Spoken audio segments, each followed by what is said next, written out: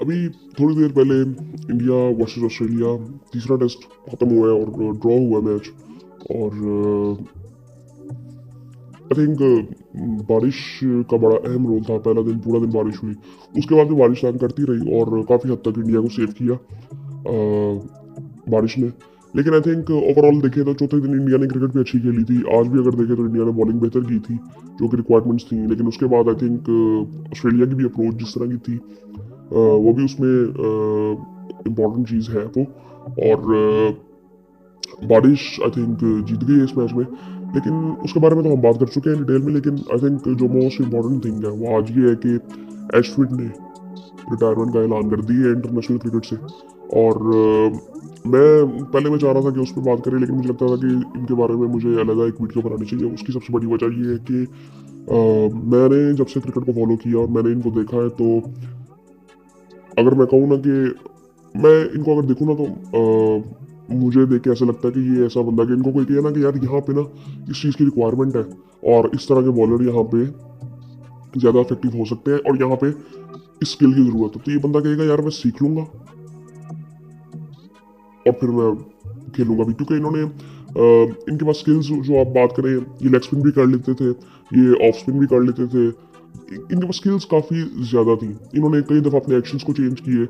और I think overall अगर देखें तो इनको ऑलराउंडर उस तरह से भी कहना आई थिंक ठीक होगा कि ये बैटिंग भी अच्छी कर लेते थे। इन्होंने इनकी जो सितंबर की पैदाइश है ये 1986 की।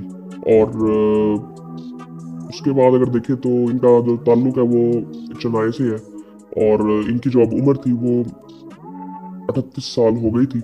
और इन्होंने आई थिंक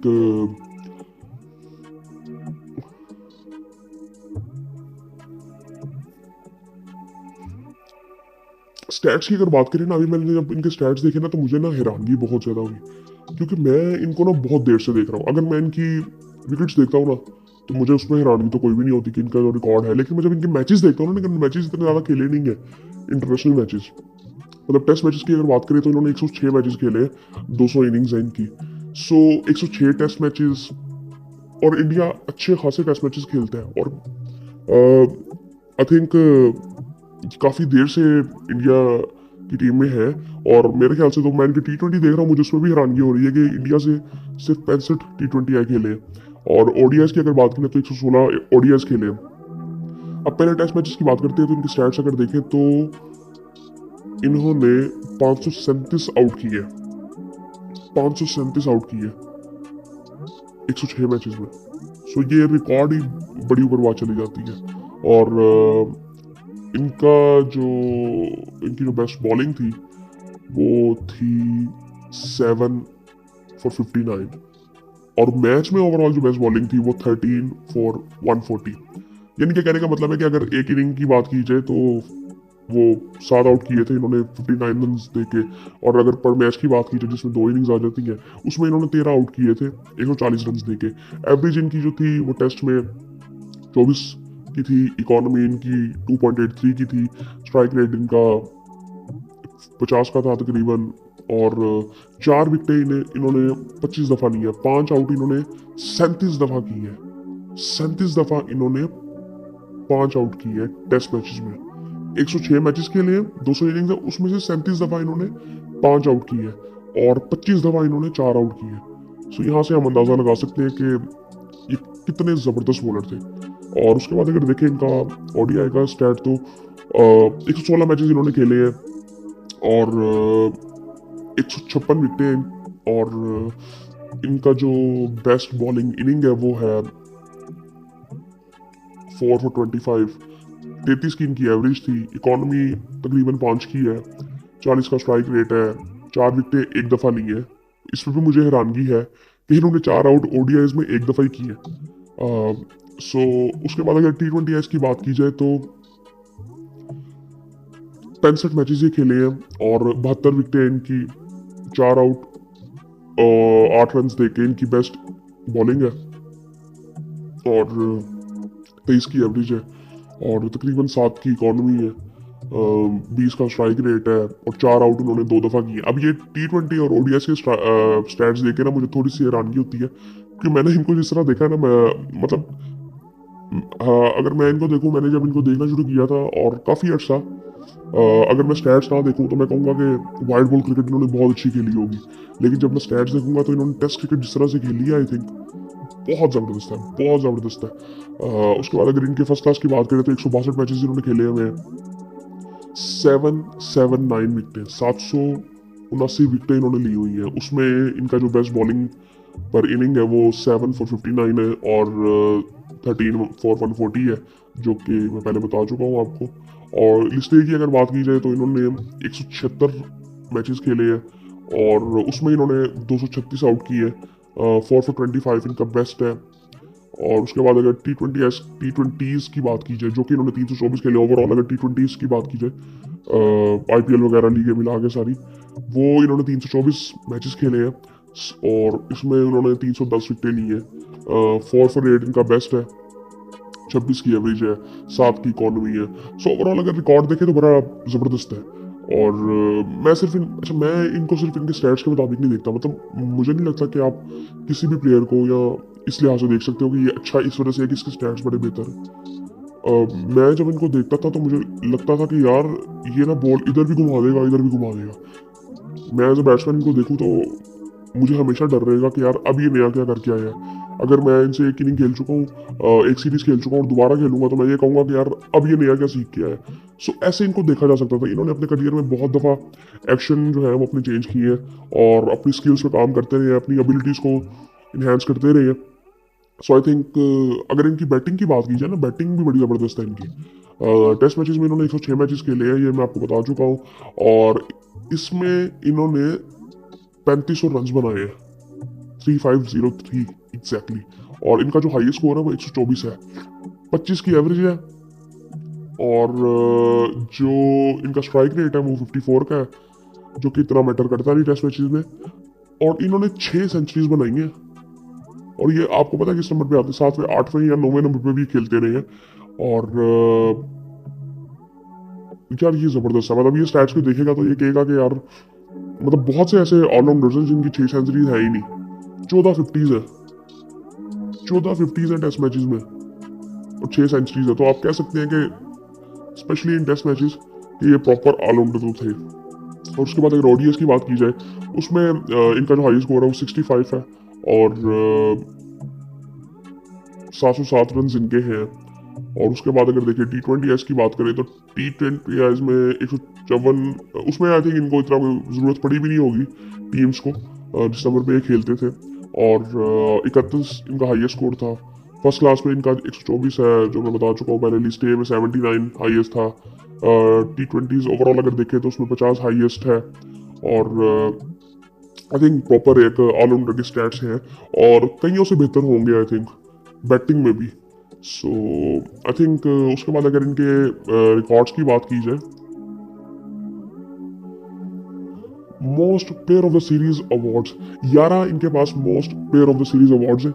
और आई थिंक ये होगा मे बी इंडिया में, आई थिंक ये टेस्ट मैचेस की अगर बात की जाए तो 11 टेस्ट मैच सीरीज के अवार्ड्स इनको मिल चुके हैं। और उसके बाद अगर बात की जाए तो आई थिंक इंडिया की तरफ से इनकी टेस्ट मैचेस में सबसे ज़्यादा विकेटें भी हैं, 537। और most 5 wickets in an inning in a career 37 दफ़ा मैं बता चुका हूँ कि इन्होंने 5 आउट किए हैं टेस्ट मैचेस में। सो टेस्ट मैचेस के जो रिकॉर्ड है ना यार, ये बहुत ही ज़बरदस्त है। और इसके अलावा अगर देखें तो most runs considered in a career वो है जी 12,891 run. Most wickets taken bowled 109। और मतलब इन्होंने बॉल्ड 109 दफ़ा की है टेस्ट मैचेस में। सो आई थिंक बड़े इंटरेस्टिंग ये रिकॉर्ड्स हैं। Fastest to 350 wickets 66 I think matches में। आई थिंक इन्होंने 66 मैचेस में 350 विकेटें भी ले ली थी और ये फास्टेस्ट है। सो उसके बाद अगर बात की जाए तो 105 विकेट्स इन एन इनिंग। और इन्होंने 5 आउट भी किए हैं और 100 भी किया था एक ही मैच में, ये भी इनका रिकॉर्ड है। और उसके बाद अगर बात की जाए तो most player of the series award 12 combined test and ODI and T20 records. और अगर ओवरऑल देखा जाए तो 12 मतलब 11 तो टेस्ट में है सिर्फ, और इनके अगर ओवरऑल करियर में देखें तो 12 इन्होंने सीरीज अवार्ड जीते हैं, मतलब प्लेयर ऑफ द सीरीज।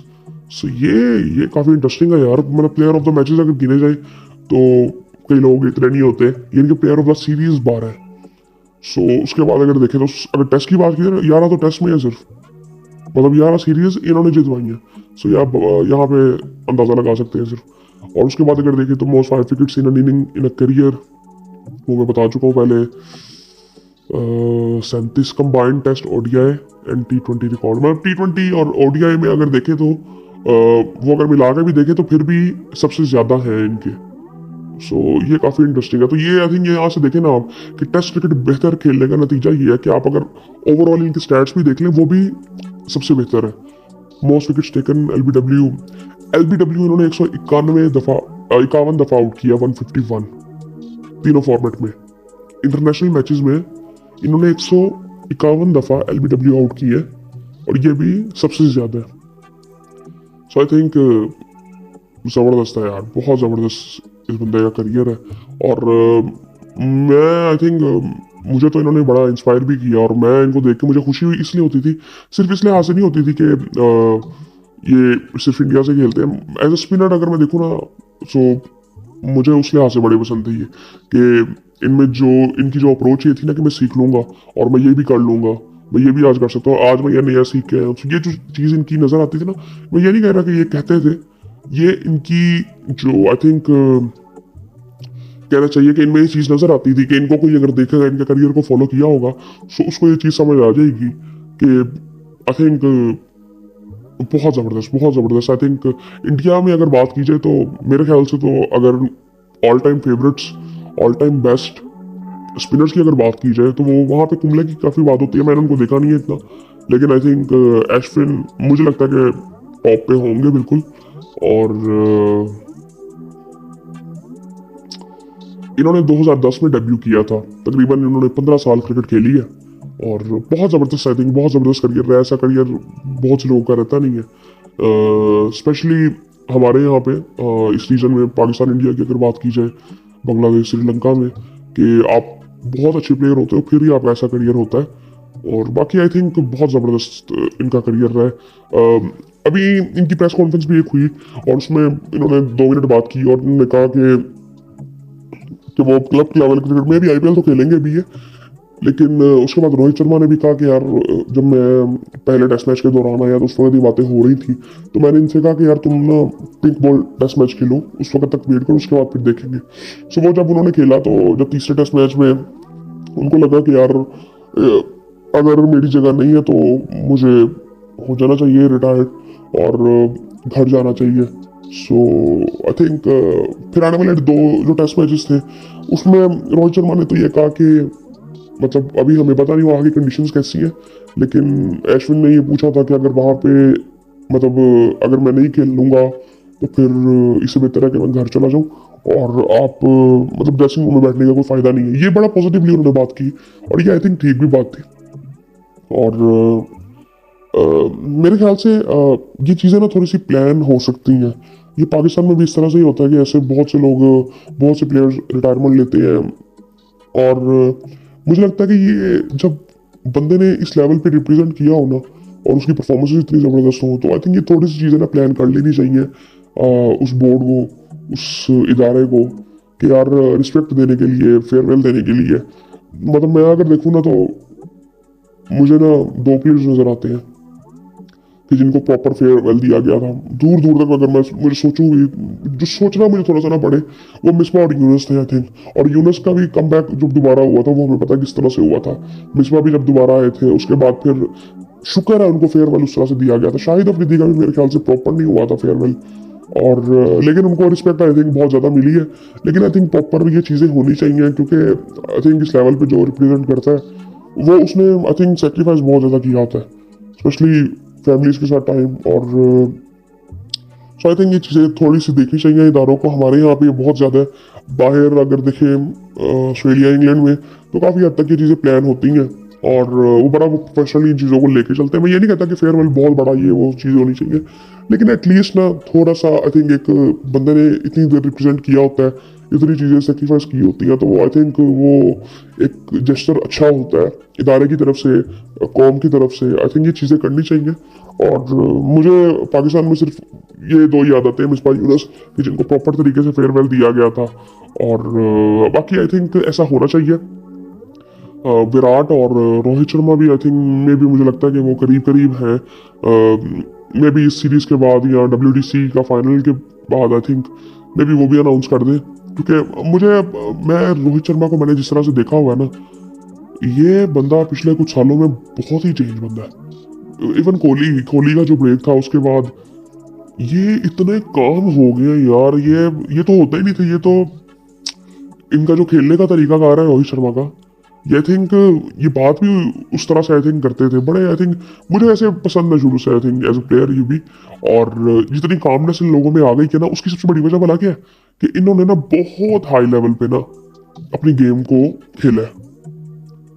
मतलब वो एक बंदा ना ड्रेन हो जाता है ना, वो कहते हैं ना बर्न आउट हो जाता है बंदा, तो एक ड्रेन होता है कि अगर थोड़ा पॉजिटिव एंगल से देखे तो वो बंदा कह सकता है कि ड्रेन, वो ड्रेन बंदे ने ना अपनी सारी जान लगा दी हुई है। और वो कोहली में भी नजर आती है और वो रोहित शर्मा में भी नजर आती है कि इन्होंने ना अपनी पूरी ताकत लगा दी हुई है और अपनी पीक से इन्होंने खेल लिया हुआ है, पीक इन्होंने देख ली हुई है। और आई थिंक इनका भी करियर दोनों का बड़ा जबरदस्त रहा है। मे भी आने वाले टाइम में हम ये चीज़ जल्दी देखें।